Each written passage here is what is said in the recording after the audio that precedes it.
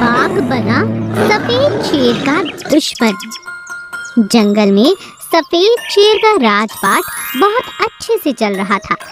सभी जंगल के लोग अपने राजा से बहुत अधिक खुश थे। हर किसी को उसकी हर फैसले पर बहुत ज्यादा नाज होता था। एक दिन वहाँ पर रहने वाले बाघ को राजा शेर की बुराई करने का मन हुआ।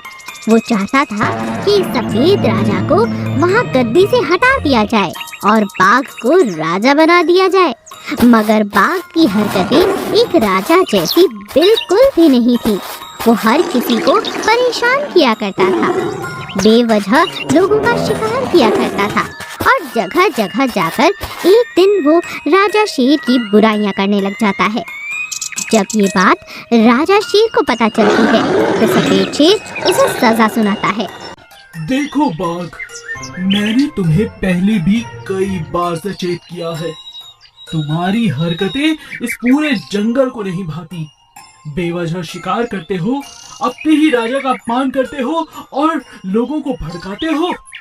निकल जाओ हमारे जंगल से, यही तुम्हारी सजा है। राजा शेर बाघ को जंगल से बाहर कर देता है। बाघ कसम खाता है कि अब वो राजा शेर से बदला लेकर रहेगा। वो अपनी बहन के यहाँ रहने चला जाता है। वहाँ उसकी मुलाकात एक बहुत बड़े अजगर से होती है। अब तो हम दोनों बहुत अच्छे मित्र हो चुके हैं। क्या तुम मेरा एक काम करोगे? क्यों नहीं, बताओ क्या काम है। बाघ अजगर से सफेद शेर की बेटी को डसने के लिए कहता है। अपनी दोस्ती निभाने के लिए अजगर राजा शेर की बेटी को डसने की चाल में चल पड़ता है। अभी अजगर राजा की बेटी को डसने ही वाला था कि अचानक उड़ती हुई चील की नजर अजगर पर पड़ी और उसने उसे घायल कर दिया। ये बात जब राजा ने देखी तो राजा के साथ साथ बाकी जानवर भी वहाँ आ गए। अरे चील, ये तुमने क्यों किया? इस अजगर को इस तरह घायल कर दिया। अरे मगर ये अजगर तो हमारे जंगल का नहीं है। जी महाराज, बिल्कुल सही समझा आपने। ये अजगर हमारी प्यारी बिटिया आपकी बेटी को डसना चाहता था। और जानते हैं इसे भेजने वाला कौन है? मैं कुछ समझा नहीं। बाघ आपसे बदला लेने के लिए इसे दोस्ती में मनाकर यहाँ पर लेकर आया है। सफेद शेर उसी समय अजगर को जंगल से बाहर निकाल देता है।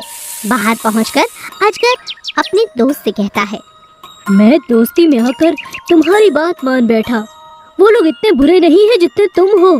किसी से बेवजह बदला लेना, और वो भी उनके बच्चों के माध्यम से, ये गलत बात है। आज से तुम्हारे साथ दोस्ती खत्म। तुमने अपने साथ साथ मेरा भी अपमान होने दिया। जा रहा हूँ मैं, और आज के बाद हमारे जंगल में भी तुम्हारे लिए कोई जगह नहीं है बाघ। और इस तरह से बाघ को एक और जंगल से बाहर निकाल दिया जाता है। दोस्ती से वो हाथ धो बैठता है और फिर से एक नई जगह की तलाश में निकल पड़ता है।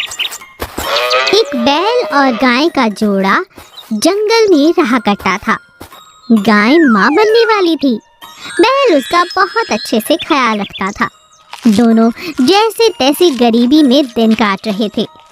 बैल चाहता था कि वो अपनी पत्नी को पूरा आराम दे और उसका बच्चा बहुत ही तंदुरुस्त बाहर आए। एक दिन बैल अपने घर की तरफ आ रहा था। उसे उस दिन भी कोई काम नहीं मिला। कई दिनों से वो काम की तलाश में इधर उधर घूम रहा था। अचानक उसका पैर एक दलदल में फंस जाता है। अरे अरे अरे मेरा पैर, कोई है। बैल आवाज लगाकर मदद के लिए पुकारने लगता है। तभी तेज बारिश हो जाती है और बैल को निकालने के लिए कोई वहां पर नहीं पहुंचता। बैल वहीं पर दम तोड़ देता है।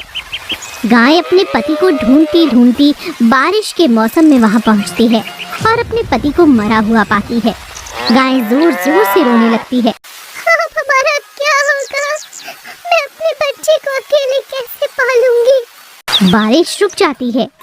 सबकी मदद लेकर जैसे तैसे गाय बैल का अंतिम संस्कार कर देती है। अरे भगवान, ये कैसी विपदा मुझ पर आ गई है।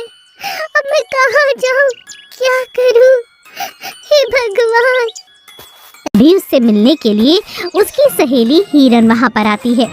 हिरन गाय से कहती है, मुझे ये सुनकर बहुत अफसोस हुआ कि तुम्हारे पति अब नहीं रहे। मगर गाय, तुम्हें तो इतनी बड़ी संघर्ष की लड़ाई को लड़ना है। अपने आप को संभालो। ये लो, मैं तुम्हारे लिए कुछ बीज लेकर आई हूँ। मैं भी तो खेती करती हूँ। मैं भी तो अकेली हूँ। मेरे पति 5 साल पहले गुजर गए। अपने बच्चों को अकेले पालती हूँ। ये बीज इसलिए लाई हूँ ताकि तुम भी खेती करके अपना और अपने बेटे का जीवन आसान कर सको। गाय जैसे तैसे अपने मन को मनाती है और हिरन का शुक्रिया अदा करती है। दिन रात मेहनत करती है और पूरी फसल खड़ी कर देती है। सारे बीज बोने के बाद बहुत अच्छी फसल हो जाती है। एक दिन उसका बच्चा भी दुनिया में आ जाता है। दोनों सहेलियां बड़े प्यार से रहती हैं। हिरन गाय की मदद करती है और गाय हिरन की। एक दिन गाय हिरन से कहती है, बहन, तुमने ऐसे समय में मेरी मदद की